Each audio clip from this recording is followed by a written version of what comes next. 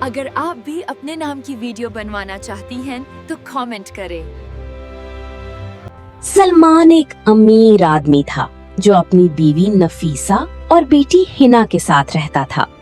اس کا گھر خوبصورت تھا لیکن اس میں سکون صرف دکھاوا تھا۔ وہ اپنی بیٹی ہنا سے بہت پیار کرتا تھا اور ہر خوشی اسے دیتا تھا۔ زندگی بالکل پرفیکٹ لگتی تھی، جیسے کسی کہانی کا حصہ ہو۔ ایک دن سلمان جنگل کی طرف نکل گیا، جیسے کوئی اسے وہاں بلا رہا ہو۔ ہوا میں عجیب سی خاموشی تھی اور درختوں کے بیچ سے روشنی ٹوٹ رہی تھی۔ اچانک اسے ایک چھوٹی سی بچی کے رونے کی آواز سنائی دی۔ وہ آواز اتنی درد بھری تھی کہ اس کا دل پگھل گیا۔ سلمان نے بچی کو دیکھا اور بنا سوچے اسے اپنی باہوں میں اٹھا لیا۔ اس لمحے اسے لگا کہ شاید یہ بچی اس کی تقدیر کا حصہ ہے۔ وہ اس بچی کو گھر لے آیا اور اس کا نام آیت رکھ دیا، مگر اس فیصلے نے گھر کی سکون کو ہمیشہ کے لیے بدل دیا۔ نفیسہ نے ظاہر میں تو آیت کو اپنایا، لیکن اس کی آنکھوں میں جلن تھی۔ اس کا دل کبھی بھی اس بچی کو قبول نہیں کر سکا۔ ہنا بھی دھیرے دھیرے آیت سے دور ہوتی گئی۔ اسے لگتا تھا کہ آیت اس کی جگہ چھین رہی ہے۔ آیت بچپن سے ہی گھر کے کام کرتی رہی۔ اس کی معصومیت کو کبھی کسی نے سمجھنے کی کوشش نہیں کی۔ نفیسہ اسے ہر وقت ڈانٹتی اور اسے نیچا دکھاتی۔ آیت چپ چاپ سب برداشت کرتی رہتی۔ رات کو آیت اکیلی اپنے کمرے میں سو جاتی۔ اس کی آنکھوں میں آنسو ہوتے لیکن آواز کبھی نہیں ہوتی۔ وقت گزرتا گیا اور آیت دھیرے دھیرے بڑی ہوتی گئی۔ اس کا درد بھی اس کے ساتھ بڑھتا گیا۔ اب آیت ایک خوبصورت جوان لڑکی بن چکی تھی، مگر اس کی زندگی اب بھی ظلم اور تنہائی سے بھری تھی۔ ہنا مہنگی ڈریسز پہنتی اور اپنی خوبصورتی پر فخر کرتی۔ اسے آیت کی خاموش خوبصورتی سے نفرت ہونے لگی تھی۔ نفیسہ اور ہنا اکثر مل کر آیت کے خلاف باتیں کرتی۔ ان دونوں کے دل میں صرف جلن اور نفرت بھر چکی تھی۔ ایک دن آیت کو گھر سے باہر کام کے لیے بھیجا گیا۔ وہ چپ چاپ اپنی ٹوکری لے کر نکل پڑی۔ راستے میں اسے ایک زخمی سفید سانپ نظر آیا۔ اس کی حالت بہت بری تھی اور وہ مشکل سے سانس لے رہا تھا۔ آیت کا دل پگھل گیا اور وہ اس کے پاس بیٹھ گئی۔ اسے لگا جیسے وہ بھی اس کی طرح اکیلا اور بے سہارا ہے۔ اس نے دھیرے سے سانپ کو اپنی ٹوکری میں رکھ لیا۔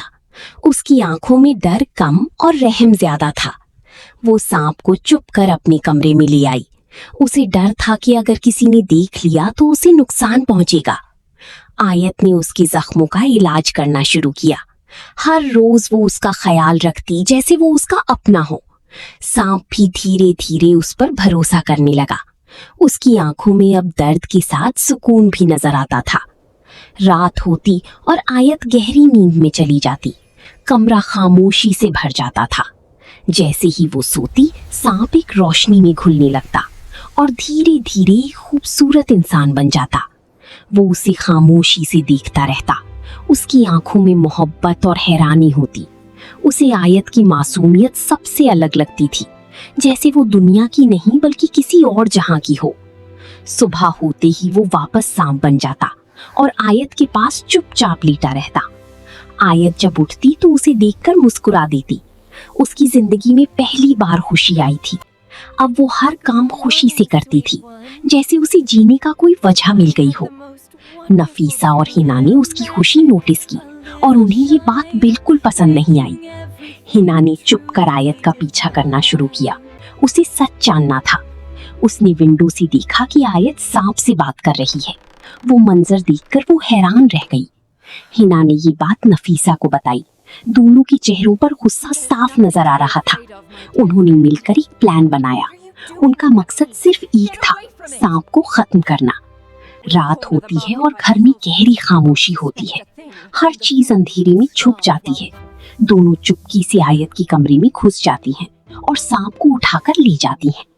کچن میں پانی ابل رہا ہوتا ہے، برتن سے دھواں اٹھ رہا ہوتا ہے۔ وہ سانپ کو ابلتے پانی میں ڈال دیتی ہیں اور سوچتی ہے کہ سب ختم ہو گیا۔ دونوں مسکرا کر وہاں سے چلی جاتی ہیں۔ انہیں لگتا ہے کہ ان کا پلان کام کر گیا۔ मगर पानी में अजीब सी रोशनी।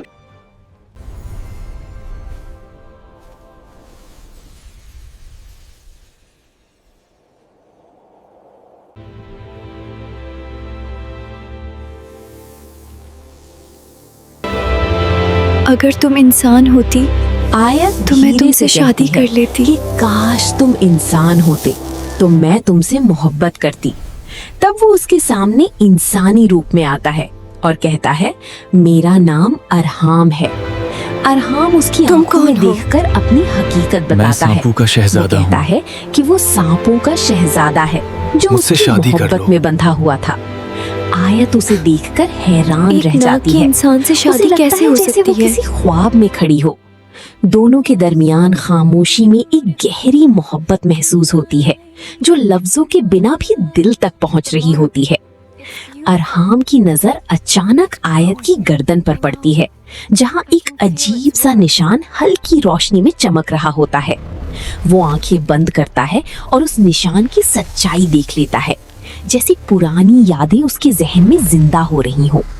उसे पता चलता है कि आयत की असली माँ एक नागिन थी जो अपनी बेटी को बचाने के लिए उसे इंसान बनाकर चली गई थी। अरहाम धीरे से आयत को सब कुछ बताता है और कहता है कि वो सिर्फ इंसान नहीं बल्कि एक खास तकदीर की मालिक हैं। आयत ये सब सुनकर खामोश हो जाती है। उसे पहली बार लगता है कि वो किसी और दुनिया से ताल्लुक रखती है। उधर नफीसा जहर मिला खाना तैयार करती है। उसकी आंखों में अब सिर्फ नफरत और इंतकाम होता है। वो खाना आयत के लिए रखा जाता है, लेकिन सलमान उसे खा लेता है और कुछ ही लम्हों में उसकी हालत बिगड़ने लगती है। आयत अपने बाप को गिरते हुए देखती है और चीख उठती है। उसका दिल टूट जाता है जब वो उसे अपनी आंखों के सामने खोता है। वो रो रो और सलमान को बचाने की कोशिश करती है, मगर मौत उसे उससे हमेशा के लिए दूर।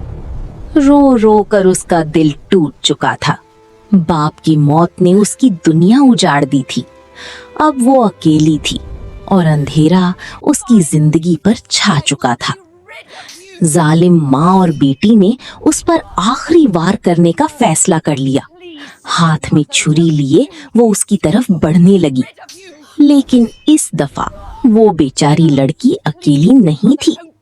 अचानक जमीन कांप उठी और एक बहुत बड़ा सफेद सांप सामने आ गया।